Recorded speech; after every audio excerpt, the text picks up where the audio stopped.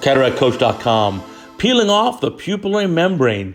This will lyse the synechiae and allow for good dilation.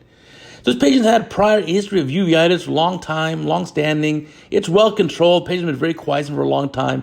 We're making 2 paracentesis incisions to give us good access. We're going to inject some BSS mixed with lidocaine just to get underneath there, try to free that up. And I can see there's definitely that whitish band is a pupillary membrane. That band is adherent to the back surface and the margin of the iris, and it's preventing the dilation.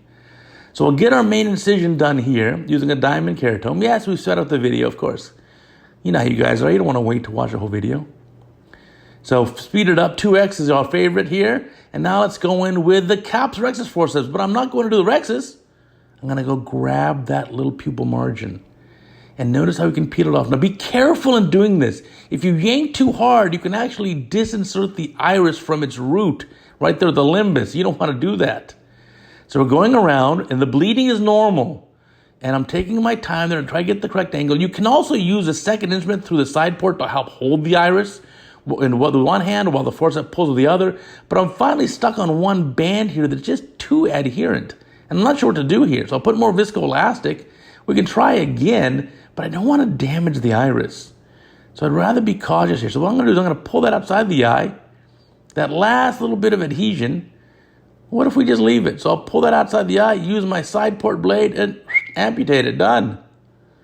So again, the bleeding is normal. Now I can do some viscomydriasis. We use the viscoelastic to really push that pupil out. Now you'll get a normal pupil. And this patient in the post-op period has a completely normal looking pupil. That's the best part here. Now watch carefully. As I make the rhexis, center up the rhexis on the lens capsule, not the dilation. So here it's got to go under the iris.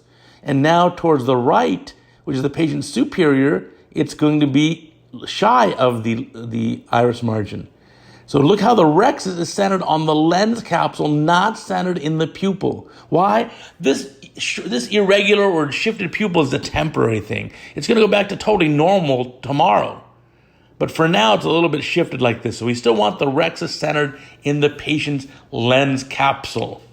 So at this point, the rest of the case is pretty easy. We're just going to chop it. You know how I like a good chop. Let's see, do we achieve a chop even?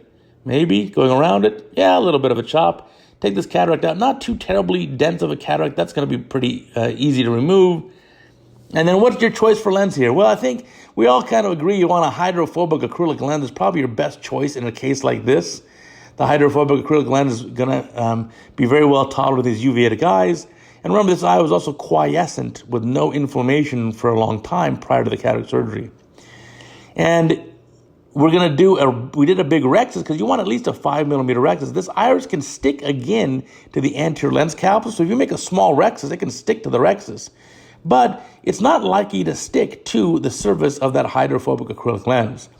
So a 5.5 millimeter rhexis really is your friend in these cases. We sped the video up here now 2x speed, of course, removing all that nucleus pretty clean, pretty fast.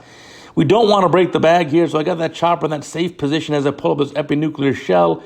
I want to be very cautious about that because in a case like this, that's going to cause even more inflammation. And so rotate around that epinuclear shell, see if you can get it up like that. That looks pretty good. For this case, of course, a monofocal lens, not a big fan of a trifocal. Maybe an EDOF lens would be okay, extended up the focus lens. But in a case like this, remember, they sometimes get macular inflammation too. They may be prone to getting more cystoid macular edema. So let's be on the cautious side here. We're just doing a monofocal lens, aiming for a plano outcome for this patient. There is going to be more inflammation in the post-op period. And for that, we're going to put some triamcinolone in the anterior chamber. You may want to also use more of the topical steroids in the post-op healing period. Again, look at that rhexis. I love that rhexis. Remember, I don't want it centered on the pupil. I want that rhexis to be beautifully centered on the lens capsule, which it is. And then on post-op day 1, this iris and pupil came back to totally normal and very well centered. Here comes our lens. Again, single piece acrylic lens, going to deliver that right in the capsular bag.